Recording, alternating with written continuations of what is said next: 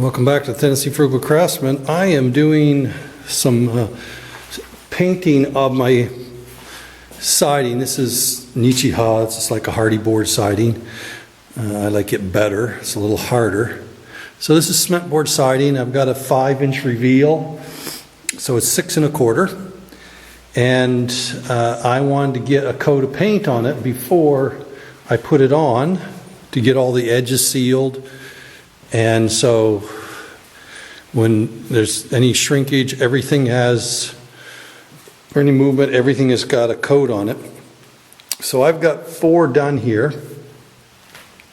And you'll notice I'm just setting them on about every 30 inches or so, putting a support down.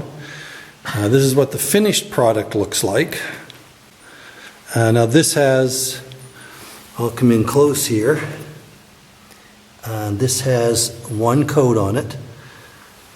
I end up doing 2 overall, and I'll show you how I'm doing that. I think it's a lot easier than when I did it. Before I just put it on the building, my outbuilding, and then painted it, put a heavy coat on it. It still needs another coat. That's from a couple of years ago, but it's just my outbuilding, so that one I wasn't too concerned about. But when you're up high on a house and got scaffolding up, I don't want to go back up there. So when I'm up there putting it on, I'm going to tear it back down. I'm going to use it, use my scaffolding for painting it as I come down. So I don't have to set my scaffolding up once. So what I found is the easiest thing to do here. I'm fairly tall, I'm like 6'3", so I set up a little work table here, and all I did is used a rough 2x10, so it's 9.5, 10 inches wide, and I set it up at the elevation I wanted. And all I did is just stuck a couple screws in it and a screw over there in the stud, and supported it here in the middle. And the key is leaving yourself about 3/8 of an inch right between the strips. Now this one here I left down so I wasn't bumping it, but I still left 3/8 of an inch there and 3/8 of an inch there. This one's a little tighter. And so what that allows me to do is I can do the edges of my work, of my Hardie board, without any trouble. So I'm going to bring you along for a couple of these, and just to show you kind of the process of what I do. Fairly straightforward. I'll explain why I'm doing certain things here in a minute. So there's no questions, and give you some other insights. Of course, you probably already realize that the last thing you want to do is pick this stuff up, not longitudinally here or on its edge. You want to keep it upright. So the first thing I do, because that's being held there, is I just come along, do my ends, and it's loose enough so I can set it in and out, and then I just go down it.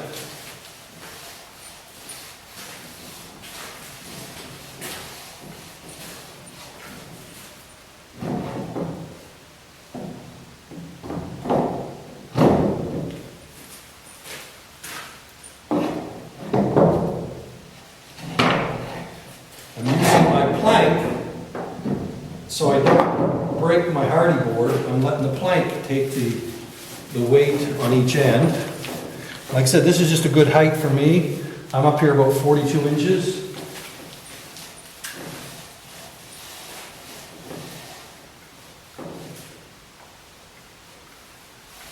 You may not want it up that high.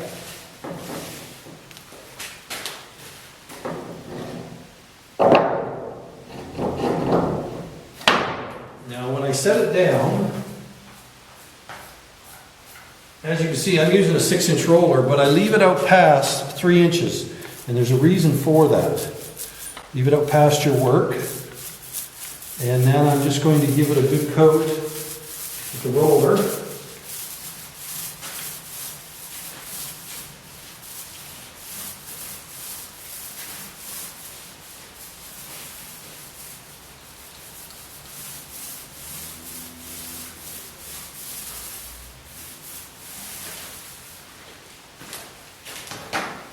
Now, I'm not done yet. I come back with my brush, because the roller will leave little spots where you can see through to the primer. So I'm going to put on another coat, wet on wet. It doesn't have to be super thick, but just so it's covering everything.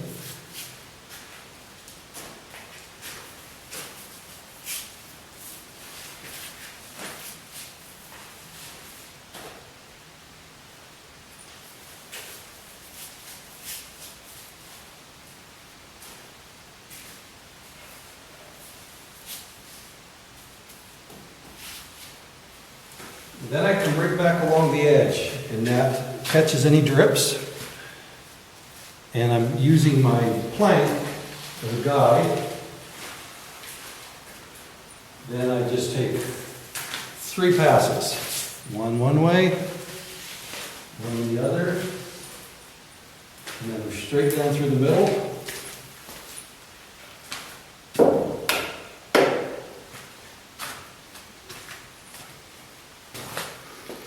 And as you can see, we'll come in there close. It covers everything really well. Now, the reason that let me set this back up here. It's all right.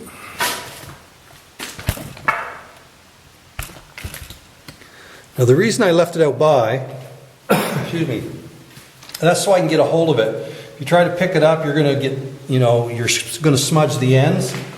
But if I leave it like that, I can pick it up and carry it.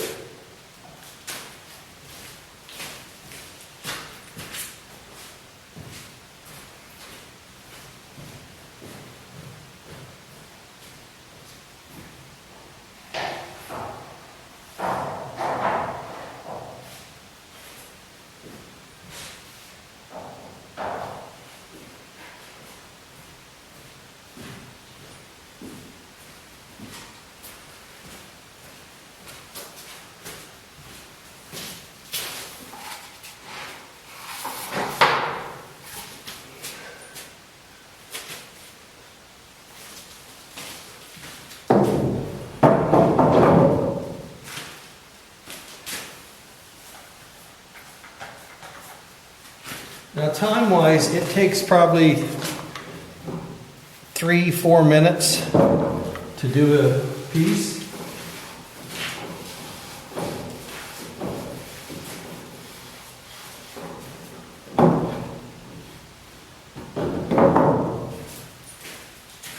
But when I get going, it goes fairly quickly.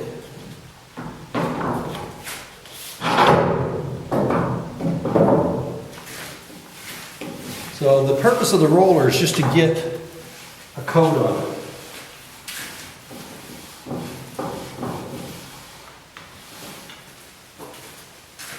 So take it out, set it over the edge.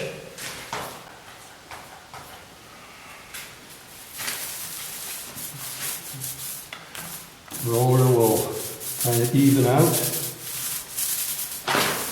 Coat.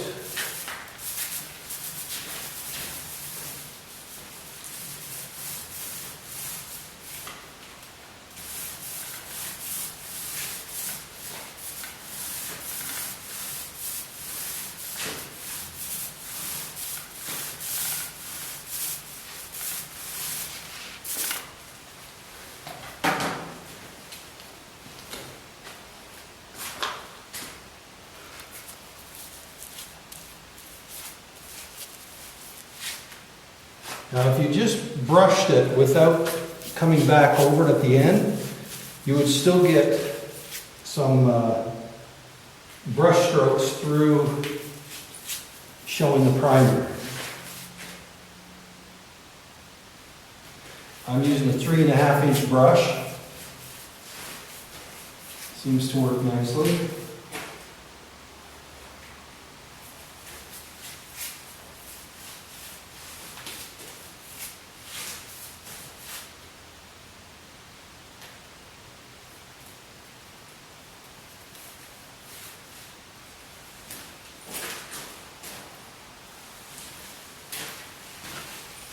Back along the edge. Gets the other edge.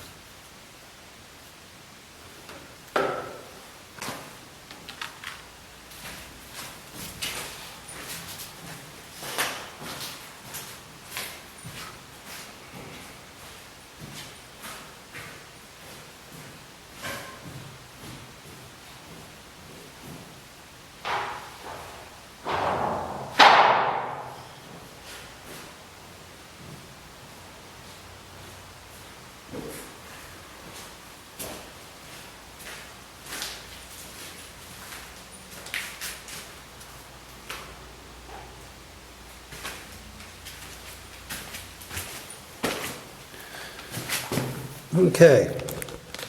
Now, obviously, if you were spraying, you got to deal with overspray, your masks. I clean this out. I just reuse it, keep my roller in a Ziploc bag.